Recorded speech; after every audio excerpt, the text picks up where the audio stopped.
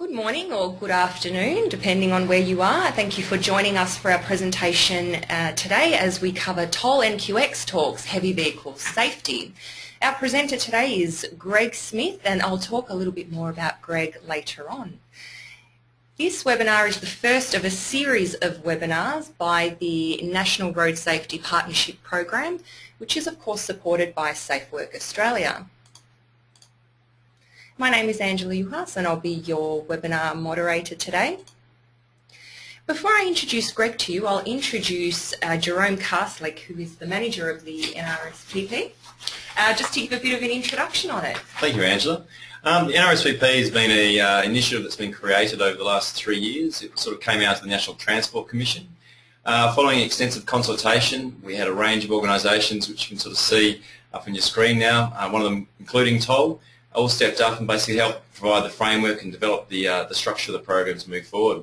The real goal of the program is to really help drive road safety in businesses and organisations, workplaces of all sizes, but at the same time to increase productivity, efficiency and environmental measures at the same time. So I would like to think that ARV sort of was selected over the last few sort of months by the steering committee to manage the program, to take it forward. And probably one of the key things to make a point here is all the sort of program members are part of it, mainly because they sort of recognise that road safety shouldn't be a competitive advantage, but rather a shared advantage. Because if some issue happens in their sector, the whole industry is vilified in the view of the public. So, thank you very much. Too right, Jerome. Thank you for that introduction. Now, without any further comment from me, the man of the moment that everyone's keen to hear from is, of course, Greg Smith, who is the General Manager over at Toll NQX. Greg has over 30 years' experience in the transport industry, starting out as a truck driver and now managing Toll NQX. Quite the background you have there, Greg. Greg, could you tell us a little bit more about your journey through the transport sector? Certainly, Angela, and thank you for that. I was originally from a small country Victorian town, and as such you find yourself driving trucks and heavy vehicles at a young age on farms and things like that. So I entered the industry in that area. Then it was a natural progression into driving, and had a fair bit of experience on road. And my interest was always in trying to make things better, so I took on management roles, and I've had the good fortune to end up with Toll NQX, or be within Toll NQX and in the role of General Manager. Such an inspirational story for all our young professionals starting out in the industry. And I think we're keen to learn more about Toll and your involvement with things. So I'll hand back over to you. Sure, thank you. Toll NQX is one of the business units inside Toll. We're a national business-to-business provider, so essentially at the heavy end of the road transport business. We've got 3 core lines of business that are consolidated. So that's a part load service, a straight line and project services, and our rail business. We have a network of 32 branches, around 1,900 staff and 2,000 dedicated road services per week. Our road fleet, our line haul fleet, will travel more than 100 million kilometres on the road each year. And that's a big part of the reason why we've had a real safety focus inside our depots, but that's not enough for someone who spends so much time on the road. We need to have a real on-road focus, and that's the path we've gone down. Wow, 100 million kilometres, goodness me. We've taken a bit of an industry leadership role in road safety. We're accredited, of course, with the NHBR, as you can see on the screen, for mass management, maintenance management, basic fatigue and advanced fatigue. We're also members of TruckSafe, which is essentially a quality management system specifically designed for the transport industry. And our National Line Haul Manager, John King, was recently awarded the Industry Excellence Award from the QTA for helping make Australia's road freight industry safer. John's been an advocate for on-road safety for all of the 15 years that I've been inside the business, and he's been a real driving force inside our business for improvement. The business of NQX, you can see on your screen the sort of customers we have. So they're at the higher end or the larger end of industry. They've got a very clear understanding of their responsibilities under chain of responsibility, but also the fact that we represent them on road, and they're very interested in what we're doing on road and how that reflects back on them. So our aim is to reach best practice in the industry, and that's a reflection for our customers on the way they're engaging with the community. Firstly, we'll talk about speed management, and to give you a little bit of a context on that, I thought what we would do is just give you an example of the sort of distances our drivers are travelling. The average Australian travels around 14,000 kilometres per year. The average toll NQX line haul driver is up around 220,000 kilometres per year. So their exposure to the hazards of the road is far greater than the average driver, and that's very much worth keeping in mind as we go through this process. The exposure that they have is so great, but the rules they work to are, of course, exactly the same as anybody else. A little bit of a challenge for you, if you like. No need for an answer, of course, but if you think about the drive to work this morning, the way we measure our speed events is any speed event that exceeds 4 seconds. So would you have travelled at the speed limit on your way to work this morning for over 4 seconds? It's an interesting thought. That's the way we measure our drivers. The document you see in front of you, that's the report that I get on a monthly basis. That essentially tells me how many events we have, for what period of time, and at what speed. And what you'll notice on there is that we've achieved our goal where we have no speed events over 110 kilometres an hour in the 10 to 10 plus section. So our overall goal is no speed events at all, but for the size of the fleet we have, we're really proud of this position, and it's a constant work in progress. One of the interesting things with this is that what we see is when new drivers join us, we typically see a spike in speed events. And when we sit with them and spend some time with them and explain to them further what it is that we want, which is very much explained at the original interview and employment process, when we work with them, we almost always get them to understand what we're looking for, and you'll see their speed events drop away. So we not only have it like this is a summary that I see, we actually have it by driver as well. Well, those results are certainly something to be proud of, Greg. Thank you. Now, I've covered most of this, I think, but essentially you can see what's on the screen. So over 70% of the events were between 104 and 106 and for under 10 seconds.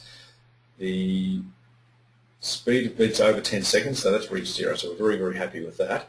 But the managing speed has been a journey. We're proud of the point we've reached, especially considering that each driver is travelling 18,000 kilometres per month. It's a big ask, but the drivers are doing a wonderful job. Incident prevention. So the next part of our presentation is around one of the initiatives we've been working on for a number of years now, which is in-vehicle cameras. We began working with the in-vehicle cameras, or trying to source cameras for 5 years ago, and it took us 2 years to be able to find cameras that actually did what it was we wanted, but also what the vendors were saying they could do. So we've now got over 140 toll NQX prime movers that are fitted with cameras. The camera constantly record in a loop, and what that means is it's a constant recording loop, and they record and dump after a period of time, so there's no long-term recording that's kept.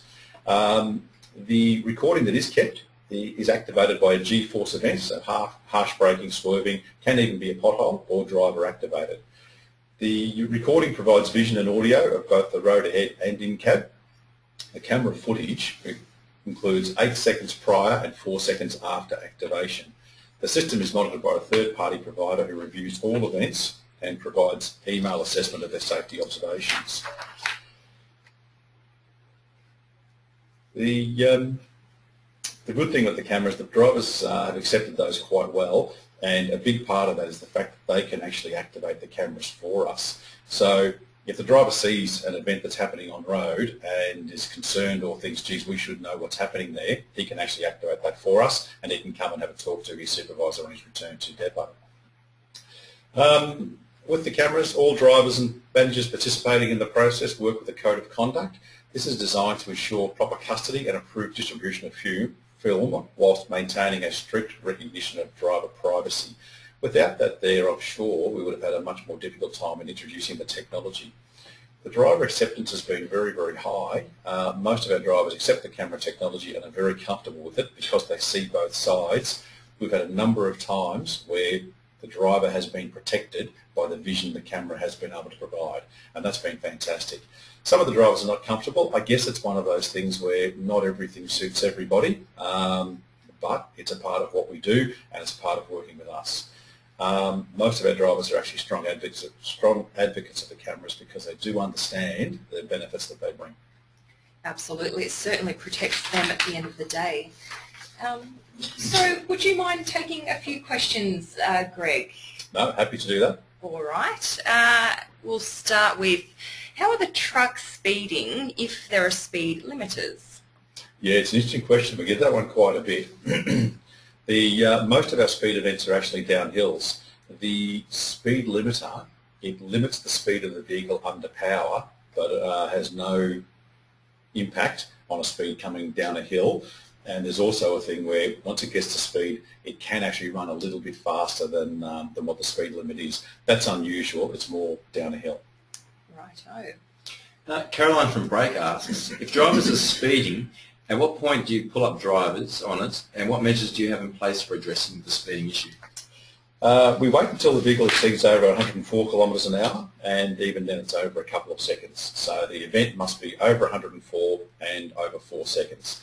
That's the point where we'll actually have a conversation with the driver. And what it's all about is we're really trying to get the drivers to understand what we're trying to achieve and to adopt that themselves. So it's a counselling session, not necessarily a disciplinary session. Fair enough. Okay. Question here from Christopher.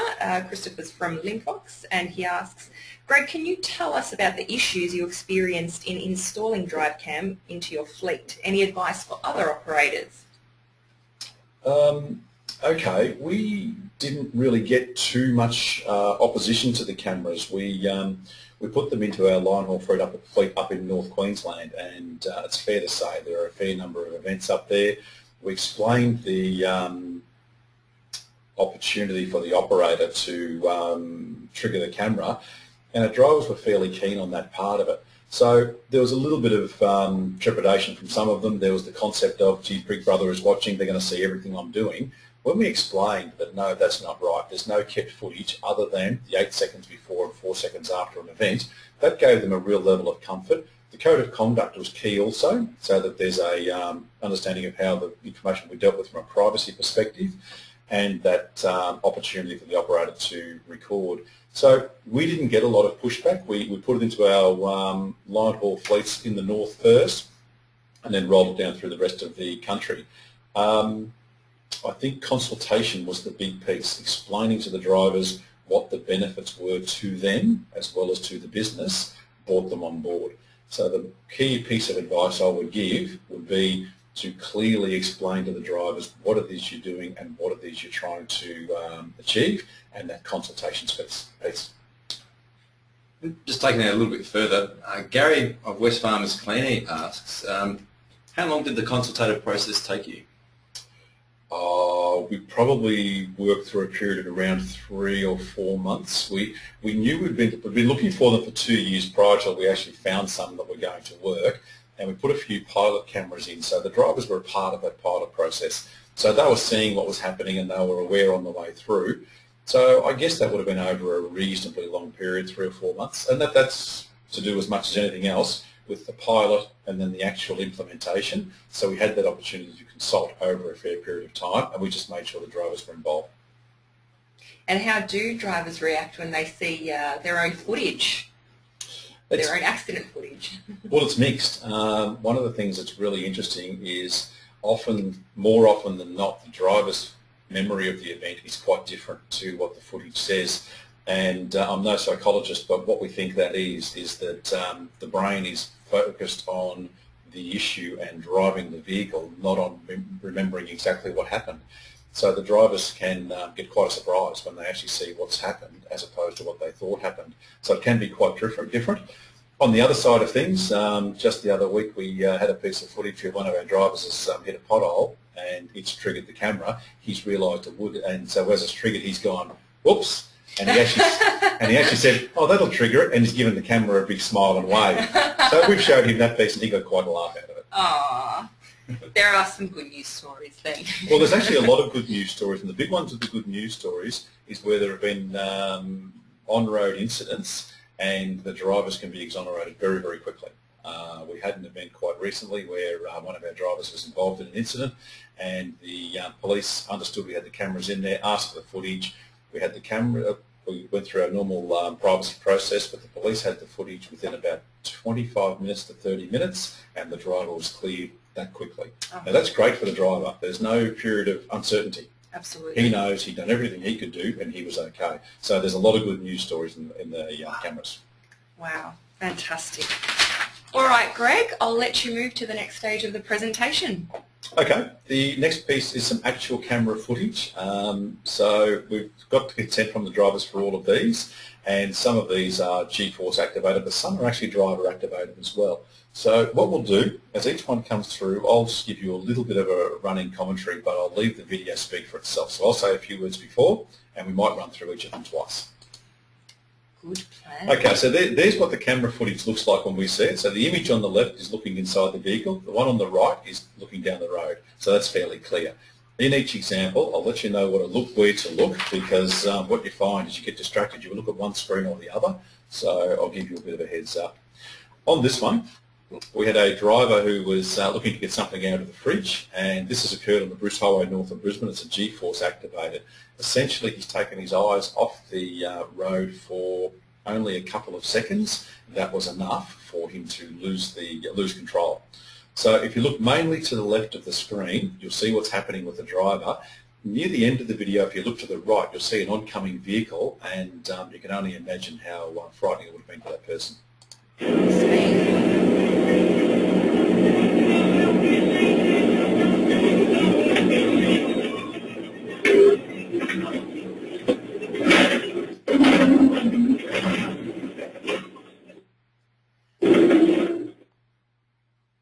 So that's essentially classified as a rollover for us. The vehicle didn't go over on its side, but certainly was over on an angle. It's off-road.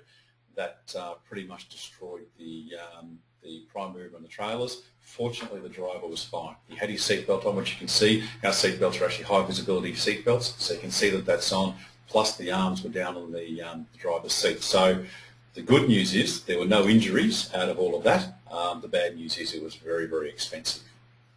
So with this, would you like to look at that again? Yeah, absolutely. Let's do that. And look, I have seen these before, but I tell you what, they scare me every time. So, They are an incredibly effective training tool, and it's so personal for our drivers because it's our drivers who are in there, and that's understood.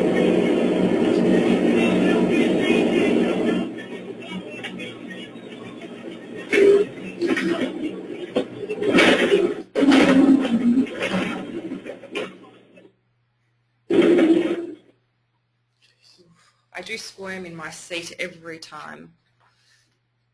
This one here, this shows how quickly things happen and why it's so critical that drivers are fresh and focused, not distracted at all. This is again on the Bruce Highway. The camera was activated by our driver swerving. We did share this with Department of Transport and Main Roads to assist with their understanding, but also just as a bit of further information for them. The driver coming towards us, really don't know what has happened or what was going inside that truck. We can only assume, but fortunately our driver was well aware and able to react. So you look mainly at the right screen. So our driver, there's not a lot happening, but if you look at the right screen, you'll see what's happening. All right, let's take a look.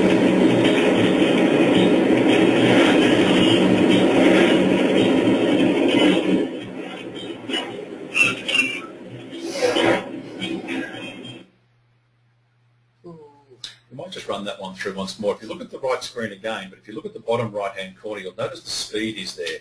Now, because it's GPS speed, it's a little bit slower than the real world. So our driver has, fortunately, seen what's coming, moved off to the left, and actually braked quite sharply to keep out of the way. But this is a frightening event.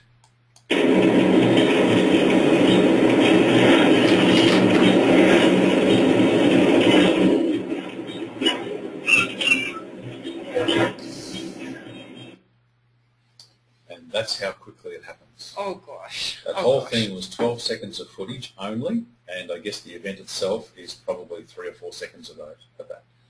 That's how quickly it happens. Okay, we'll move to the next one. This one is a motorist, and he's clearly in a hurry. This is between two of our trucks on the Bruce Highway again, driver activated. Again, our drivers both are focused on what's going on, and both of them actually brake and move to the side to allow the driver to get through. So I'll let this one go. So keep an eye on the right screen again.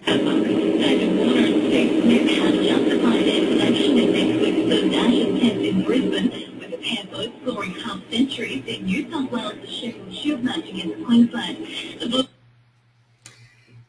Do you know what amazes me about that? That driver's face doesn't even change. It's like he's seen this before. He's used to other drivers and road users making these kinds of silly decisions. And that's a big part of why the drivers have accepted the cameras so well, is they are seeing this every day.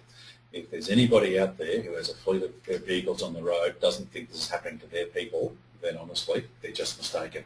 Our drivers are very cool and very calm, and this is what they're seeing on a regular basis. We might just run that one quickly again. And what you'll notice is both of our trucks have to move over, and the one that we watch on the camera actually slows down markedly again in that bottom right corner. With the pair both scoring half centuries in New South Wales, the Sheffield Shield match against Queensland. And so our driver just puts it back on the road and just continues on. Business as usual. Yeah. Wow. It wouldn't be too extreme to suggest that's a near-death moment. Oh gosh. And unfortunately, it is just business as usual. This one is on the Flinders Highway, so west of Townsville. So there's one of our road trains heading out west. This is again activated by the driver, and our driver has reduced speed, moved to the left, but look mainly again at the right-hand screen. All right, let's take a look. The BMW and land of the man. Well done on this time. All ground was alive. But there was. So you can see our driver reach up and activate the camera.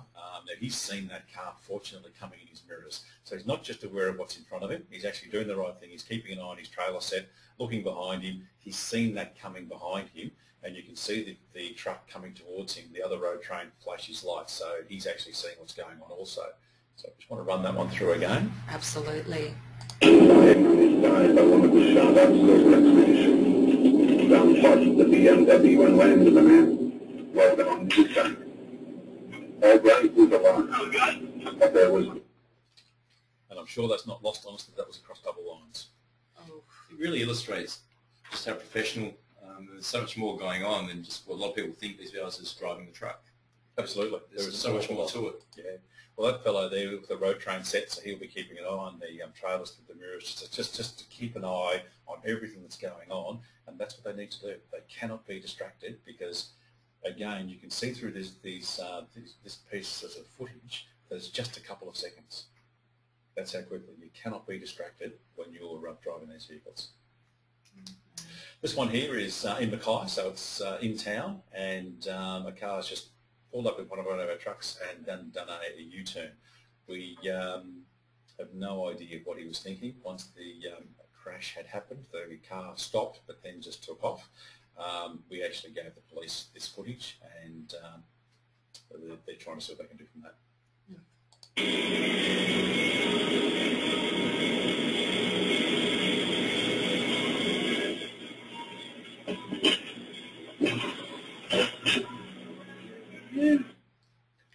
Was the driver hurt? What was he thinking? No, it hit the very back corner of the car, so there wasn't a lot of damage to the car. There was a small mark on our truck. But the really good thing there is, so our driver comes back in, reports to his supervisor and says, listen, I've just had a crash. I don't know what's gone on. The car's continued on, but there's the mark on the truck. So there's no uncertainty. It's not a matter of, yeah, really, what did you do? We actually know exactly what the driver has done. We know what's going on, and our driver has done everything he can do. It's a 50-kilometre zone. He's travelling at 50 kilometres. He's hit the brakes. There's nothing he could have done differently to what he did. Let's have a look at that one again.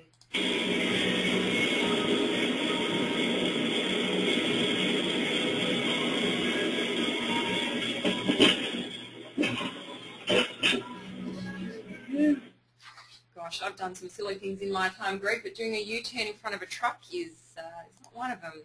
Difficult to imagine he couldn't have seen it coming. They are bright green, and they really do stand out. They certainly do. Oh gosh. Okay, just some of our learnings and insights. Definitely our incident rate has decreased. The number of on-road incidents that our vehicles have is falling, and that's been a very, very positive result from this.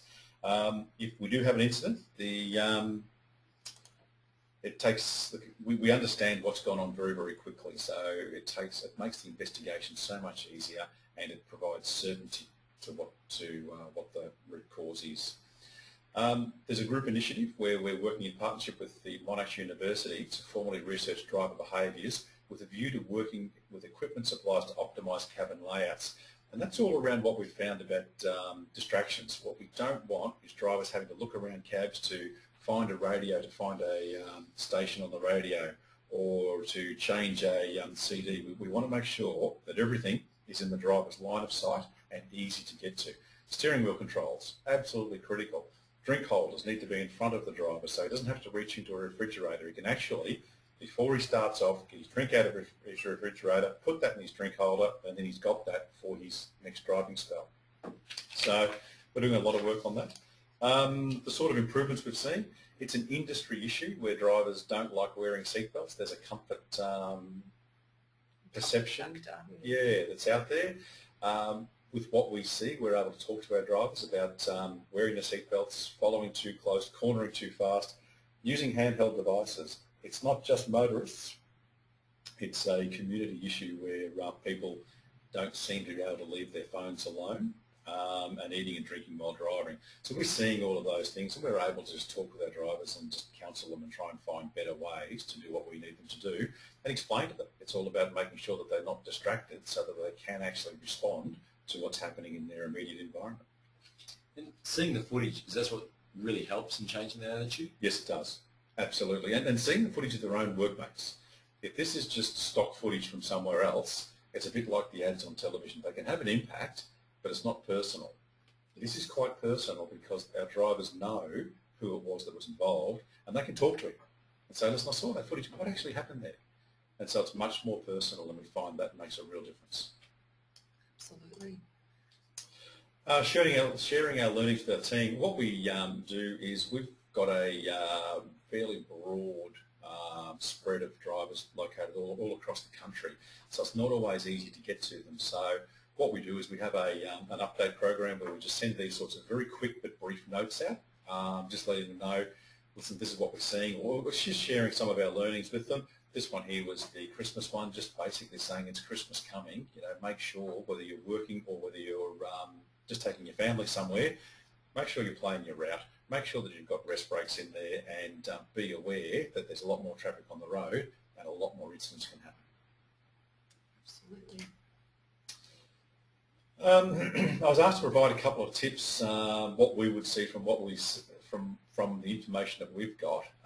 So just some tips for general motorists. Our top tips would be, and these are supported by the videos I think we've just seen, only overtake when you are absolutely positive that it is safe to do so. Following this tip will save lives. I think it's much better, I think we would all agree, we'd rather get there 5 or 10 minutes late than not at all.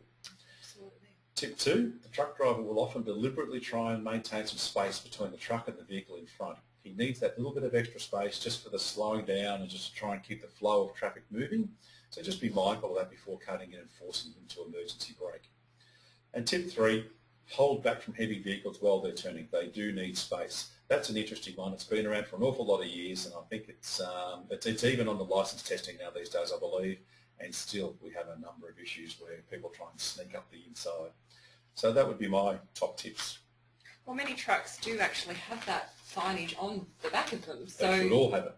It's very clear. Why people ignore the message, I don't know. All right.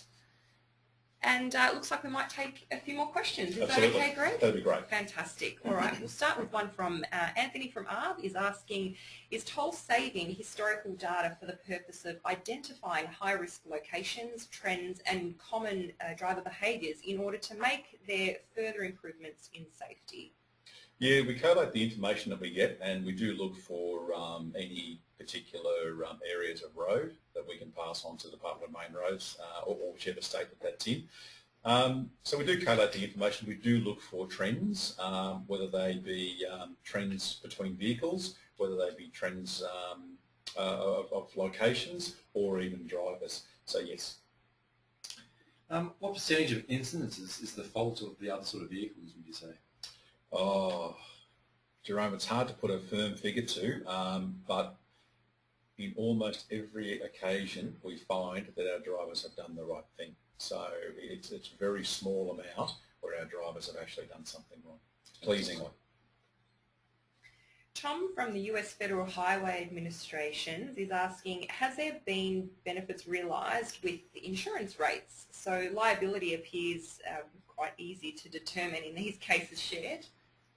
Yeah, not for us as toll, because of the way I guess that we would insure, but I am familiar with a contractor who has had a better insurance rate provided to him by his insurer. And where we got these cameras from, they were being used in New Zealand quite successfully. And in New Zealand, the insurers picked up the cameras and started requesting that their customers fitted them. So not for us necessarily, but yes, anecdotally I can say that that's my understanding. Brenton of Demorridge Proprietary Limited would like to know, what is the cost for these camera units per vehicle? Jerome, I don't have that on me, but it is actually on the NRS PP website. I think it's around about $1,000 per camera and about a $90 per month fee, which might sound like a lot, but it's not in the context of the value of the vehicle and the value of and the cost of an incident relating to the vehicle. But that's actually on the website more specifically. Absolutely. Look, I think it's a small price to pay, if anything, for the gain. And we will have some contact details up in a few slides' time. So if anyone does want to ask more questions regarding that, they can possibly follow up. Absolutely, that'd be fine. Great. One more question here. David's asking, does the introduction of cameras mean that Toll has a recruitment selection bias and therefore hires better drivers? I'd like to think so. I'd really like to think so. But no, I don't think the cameras do that for us so much. We certainly make it clear before anybody joins us that about our speed limiting and our speed monitoring and our cameras that we run. So if drivers have any issues, there's a real opportunity for them then to decide whether they want to join us or not. So no, I wouldn't suggest that we've got any better recruitment process due to the cameras, but I think we end up with a better driver. And what I base that on is when we get drivers come to us, they almost all start out having speed incidents, and by working with them and providing them the information, we find that they drop off our speed reports very quickly. Typically it's a 2 to 3 month process, so I would suggest we end up with a better driver. We don't necessarily start with a better driver. Fantastic. We have some contact details up on the screen there if you have any further questions that come to mind, or the Toll Group website is there also for further information. Greg, thank you so much for your time in joining us here in the webinar studio today, and what an amazing story. Quite the inspiration you are to all young professionals starting out in the industry. So thank you for sharing your story and that of Toll. Okay, well thank you very much for that, and I appreciate the kind words.